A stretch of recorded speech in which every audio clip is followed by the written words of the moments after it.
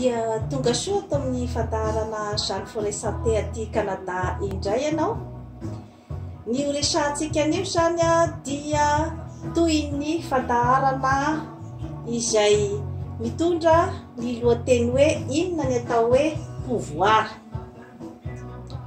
Efa nazavaiko teto zany ny hoe inona ny atao hoe pouvoir, ahoana ny fomba fisehoan'izany pouvoir izany ary amin'ny endrika manao ahoana daholo no mety ho fiatraikany amin'ny olona tsirairay eto ambonin'ny tany.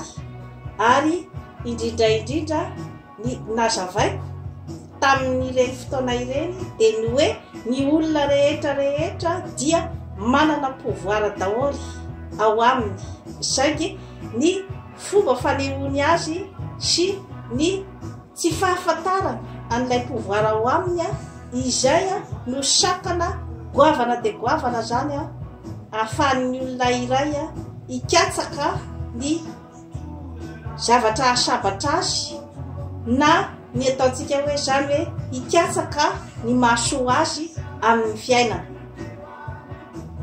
Mbola veriko eto ihany fa samy manana an'izay pouvoir izay daholo ny olombelona eto ambonin'ny tany, n'inona toerana misy azy.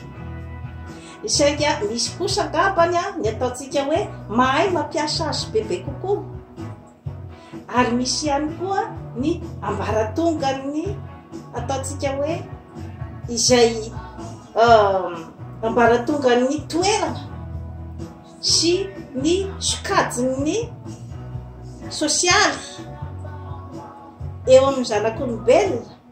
Anika misy izany ny ataontsika hoe zany angamba hoe sokajin'olona izay manana an'ilay pouvoir ambonimbony kokoa, na azontsika atao hoe afaka mampiasa an'ilay pouvoir amin'ny vahoaka sasany izay ataontsika hoe anga hoe osaosa kokoa zany amin'izay fahaizany mampiasa an'izay pouvoir izay.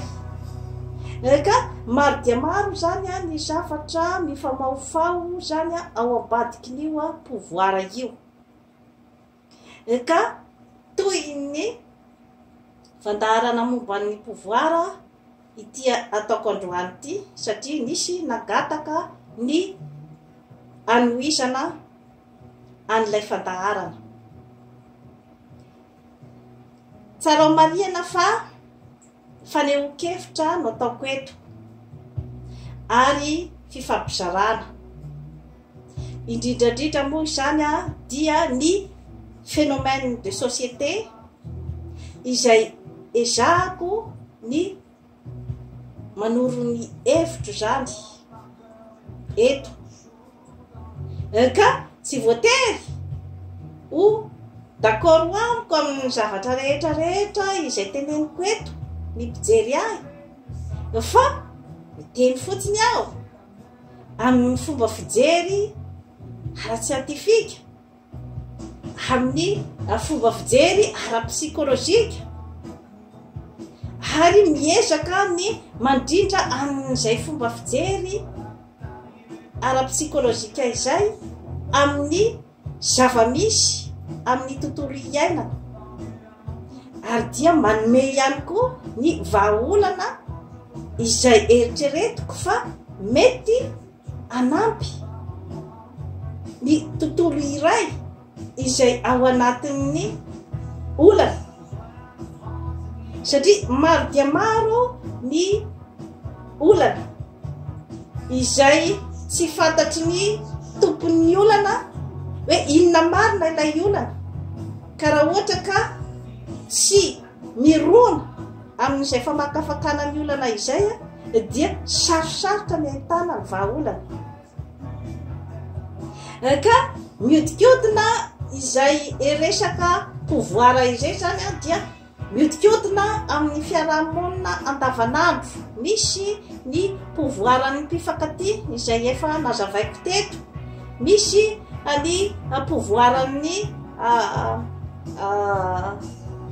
mpitatana sy ny tompon'ny industrie anankiray.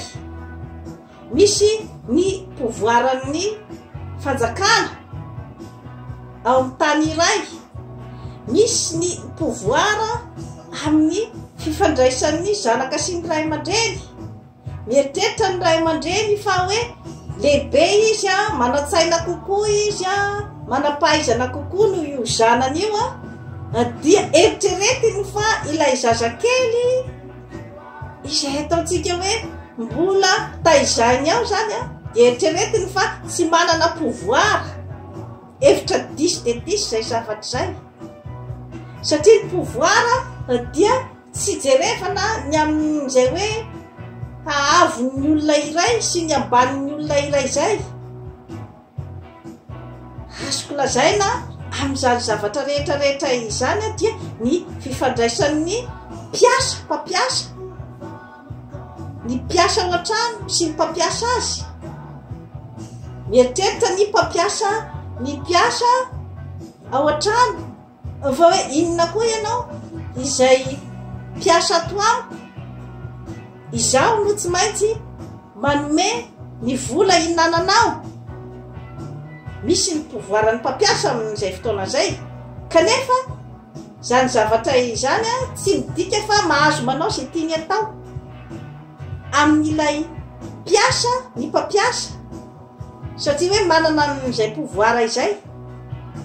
Misy ny zavatra amin'ny maha-olombelona izay tsy maintsy tandrovany, satria manana pouvoir koa io mpiasa ampiasainao ao an-trano ao io, ny hanafaka ny ainao amin'ny alalan'iny, amin'ny alalan'ny poizina ohatra, amin'ny alalan'ny fanaovany tsikombakomba amin'ny olona nivelany angalatra ao aminao.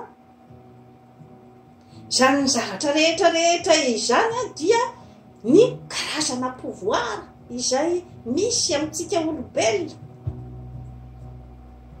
Ka ny olona izay ataontsika hoe zany hoe may dia mitsinjo lavidavitra zany an'izay karazana pouvoir rehetrarehetra izay amin'ny olona manodidina azy.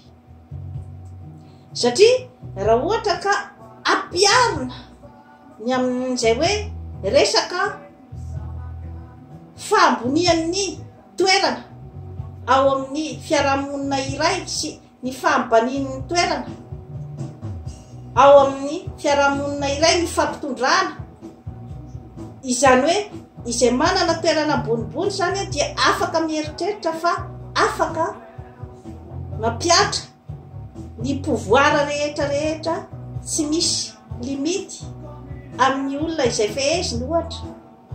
Dia amin'izay fotoana izay no mipetraka ny atao hoe abus de pouvoir, izany hoe ny fanararaotapahefana. Ka io fanararaotapahefana io dia mety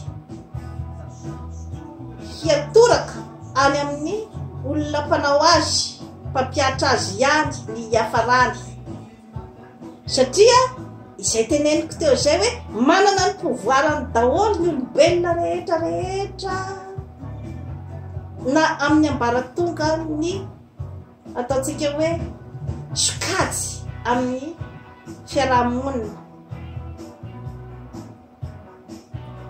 Manana pouvoir ny mpangalatra, ny mpamakitrano, ny amin'ny hoe alaiko, angalariko ny entanao ao an-trano ao, vonoko ny olona ao amin'ny trano ao, efa pouvoir ake zay. Fa saingy pouvoir izay eo le hoe pouvoir destructif zany na manapotika, kanefa ao anatin'ny pouvoir daholo zany ny zavatra rehetrarehetra izany. Ka ny mpanan-karena izay ataontsika hoe mipetraka ao amin'ny tanàna anankiray, afaka anana ny pouvoir ny tanteraka ave amin'ny olona manodidina azy. anao zay tiany atao amin'ny olona manodidina azy satria hoe manam-bola, satria hoe manam-pahefana, kanefa tsy atahotra n'izay hoe inona no mety ho voka-dratsiny fihetsika fanitsakitsahako ny maha olombelona ity amin'ny olona manodidina ahy. Eo zany no ipetrahan'ilay hoe karazana pouvoir rehetra zany izay no tany saiko teo, ka mila ny ataontsika hoe zany hoe fandinihana bebe kokoa ny fifandraisana amin'ny maha olombelona, ary eo ny itoeran'ny hoe ny olona izay tena mahatana pouvoir ary manana ny pouvoir izay tena hoe mipetraka amin'ny tantara dia ny olona izay mahay mandinika an'izay ataontsika hoe pouvoiran'ny olombelona rehetra eto ambonin'ny tany izay dia amin'ny alalan'izay no ahafahany mifanerasera amin'ireo olona manodidina azy sy mandala ny ataontsika hoe ny amin'ny maha olombelona, ary dia eo no ahafahan'ny olona manodidina azy ny amin'ny hoe mahatonga ny olona iray ho mamioditra eo amin'ny fiarahamonina. Ka vidiana lafo dia lafo izay hoe mamioditra amin'ny fiarahamonina izay. Ny olona mamioditra amin'ny fiarahamonina dia tsy ilay olona mpanara-dreny rano akory, na ny olona teo tiaviny rehetrarehetra zany tsy misy zany hoe olona ho tian'ny olona rehetrarehetra izany, tsisy zany. Fa rehefa misy kosa hoe ny akamaroan'ny olona makatò olona iray dia misy personnalité ao aminy mahatonga an'izay, dia ilay fanoaran'ny vazaha hoe main de fer dans un gant de velours, izany hoe tanana matanjaka ao anatin'ny gant malefaka, izay olona afaka mifanerasera manodidina ka manana an'izay toetra izay no olona atao hoe manana an'izany ataontsika hoe pouvoir maharitra ary akatoavin'ny be sy ny maro. Ka idirako zany ny toe-javatra mamaivay ao Madagasikara amin'izao fotoana izao dia ny afera Ambohitrimanjaka. Ny fomba fijeriko zany no aposako eto aminareo. Mampalahelo dia mampalahelo io toe-javatra io, satria ny fijeriko azy zany dia ilay ataontsika hoe zany hoe izay ilay hoe tsy fijerevana akaiky izany ny sentimentny olona tsirairay izay mifamaofao amin'ny resaka afera io. Eo ny vahoaka izay de génération en génération zany izy teo namboly tamin'io tanimbary io, ary dia eo ny tanindrazany. Aoka ho fantatsika fa amin'ny olombelona ara-psikolojika zany dia misy ihany koa ilay atao hoe valeur sentimentale. Izany hoe ny valeur sentimentale amin-drakoto tsy mitovy amin'ny valeur sentimentale andrabe. Ka izay zavatra izay zany no mila ny ataontsika hoe fahatakarana ny ao am-poniny tsirairay izay zavatra zay. Kanefa moa tsy ny olona rehetrarehetra aloha no manana an'izay karazana ataontsika hoe intelligence émotionnelle zany ny hoe ilazantsika azy, izay hoe fahaizana mipetraka amin'ny plasin'ny olona manodidina anao. Valeur sentimentale ho an'ilay olona mipetraka ao Ambohitrimanjaka ny tanimbarina.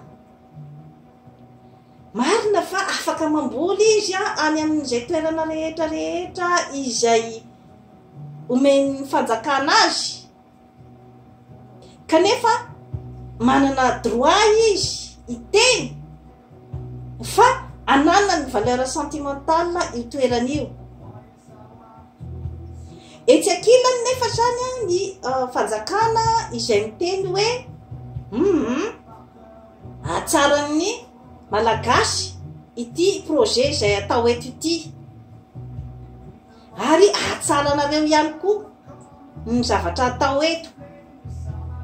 Maninona nefa no hoe mbola misy zany ny ataontsika hoe zany hoe olana izay mipetraka. Nahoana no tsy niravina izay fifanarahana izay?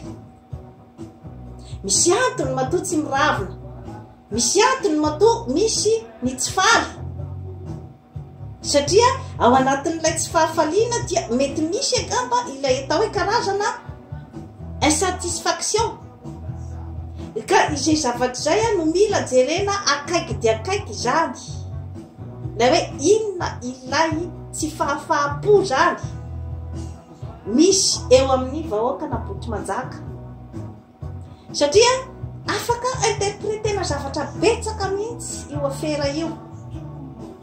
Afaka interpretena ny amin'ny hoe misy mpanao politika mpanohitra izay mampirisika ny vahoaka ny tsy anaiky an'io, mbola ao anatin'ny vinavina daholo zany ny zavatra zany, fa tsy fantatra marina ny hoe inona ny tena marina badika an'ilay zavatra. Mety marina tokoa fa ny vahoaka tokoa no tena hoe miraiki-po amin'ny taniny. Ka zany zavatra rehetrarehetra izany zany dia tsy tokony ho amaivamaivana, ka ho tenenina fotsiny hoe izao no didin'ny fanjakana amin'ity zavatra ity. Tsy maintsy tokony miala teto daholo ianareo, fa tombontsoa ho an'ny malagasy rehetra ity zavatra ity.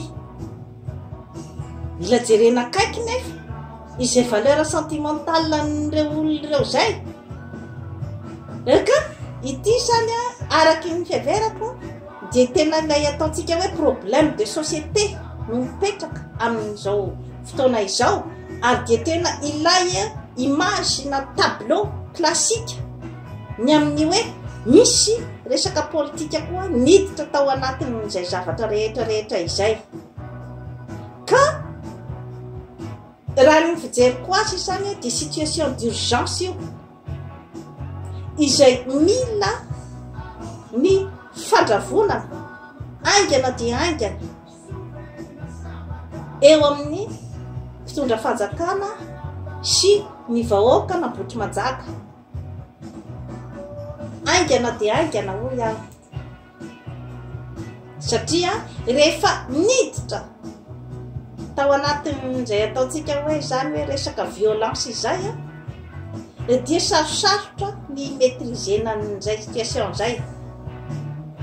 Ka dia ny mbola tsy sarotra ny toejavatra, dia ny mbola azo atao ny fampiresaka, dia tsaratsara angamba ny hoe ny fampiresaka ao anatin'ny filaminana, na ny vahoaka na Ambohitrimanjaka na ny mpitondra fanjakana, satria araky ny efa ohatra nasehoko teto na mpivady miady ary dia mety idiran'ny karazana mpanararaotra rehetra aty ivelany, ny amin'ny hoe misy manana intérêt ny isarahany io mpivady io hoe raha misaraka io a dia angamba mba mety andeha aty aminay bebe kokoa angamba ny vola ozy izy ny avatra ga angambany, satria raha matoa io ihany ny tena namay fe ny vola tao, mety ny namelomany vady aman-jana ny tao fotsiny, ny zanany tao fotsiny no ny vola fa tsy nisy nandeha taty aminay havana, dia mety ho tonga zay fanararaotan'izay ny amin'ny hoe araraoto amin'izy miady io zany a ny ampisaraka azy, nefa raha mandinika tsara ilay mpivady inde hoe inona moa no mety ho conséquence n'izao fisarahana izao a amin'ny ankizy, inona ny mety ho avon'ireo ankizy ireo amin'ilay fisarahana, ary raha ohatra ka misy ny décision tapitapoka izay ho raisina dia inona ny mety ho voka-dratsin'izay koa na amin-dranga na amin-dramatoa, zany zavatra rehetra izany zany a dia zavatra mila jerena akaiky dia akaiky, satria rehefa ao anatin'ny fomafana no mandray fanapahan-kevitra dia matetika mandeha mirona any amin'ny ataontsika hoe fanapahan-kevitra tery-vaimata, fanapahan-kevitra izay mety mitondra hatrany amin'ny vokatra izay tsy neritreretina, ka io zany dia tena phénomène de société mila jerena akaiky dia akaiky, ary mbola tsy tara raha nieritreritro amin'izao fotoana izao, ny amin'ny fienona amin'ny antsipiriany zany a an'ireo vahoaka, inona ny zavatra marimaritra iraisana vo zay vao atomboka ny asa, satria araky ny teniko de hoe manana pouvoir daholy ny olombelona rehetrarehetra, na dia pouvoir izay andeha any amin'ny fanapotehana, efa nazavaiko teto daholy ny hoe inona ny atao hoe intimidation amin'ny olombelona. Ny intimidation dia ny karazana fanambanina olona anankiray, fanaovana tsinotsinona azy amin'ny maha olombelona azy. Inona ny conséquence ny intimidation amin'ny olombelona iray dia izay hoe mahatsapa ny tenany izy zany fa ohatrin'ny olona vergeau eto ambonin'ny tany, ka rehefa ny olona no ao anatin'ny famoiza-po sy ao anatin'izay hoe mauvaise estime de soi, zany hoe ny tsy fakasitrahan'ny tenany, dia ohatrany hoe mamono tsikelikely ny olombelona iray zany zavatra zany, ka raha olona iray olombelona iray efa mandre ny tenany ohatrany hoe faty mandehandeha izy a, atahotra fahafatesana ve izy? Misy olona nge amin'io atany mora sy tsy afaha io dia efa ao ny tranony, efa eritreretiny hoe ao ny fianakaviany, efa tsy miraharaha tsony izy, na mandeha mangalatra etsy na mamono olona etsy tsy raharaha ntsony zany fa efa ao ny tranony. Aniponja ny andanin'ny androm-piainan'ny ray manontolo noho izay hoe efa tsy manana tsony izy ny atao hoe estime de soi, ka raha ohatra ka verezin-jo ny olombelona anankiray mandritra ny androm-piainany tsy matahotra n'izany famitehan'izany tsony izy, tsy matahotra n'izany fahafatesan'izany tsony izy, ary tsy matahotra itsony an'izany famonoana olo izany, kanefa dia azoko lazaina fa matimaty foana ny olona izay sendra ny olona ohatran'izay, ka izay no antony hitandremana zany ny amin'ny hoe fifandraisana amin'ny olona manodidina anao satria manana pouvoir daholo ny olombelona rehetrarehetra. Fa misy angamba ny mamirapiratra kokoa ety ivelany le pouvoir, misy angambany ny hoe eritreretina fa pouvoir tsy makaiza, nefa amin'izay olona eritreretinao fa manana pouvoir tsy makaiza izay dia manana pouvoir izy hanafaka ny ainao raha ohatra ka tiany atao izany. Donc manana zany intérêt ilay olona ataontsika hoe amin'ny position mamirapiratra ijery akaiky ny fifandraisana amin'ny maha-olombelona amin'ny olona manodidina azy. Zava-dehibe zay zavatra zay satria raha ohatra ka anao kely tsy mba mamindro foana izay manana pouvoir mamirapiratra, raha anao ditiky fe lehibe foana dia leo ilay olona ao anatin'ny tsindry azo lena isanandro dia efa sahala maty iny izy de maninona izy raha miara maty.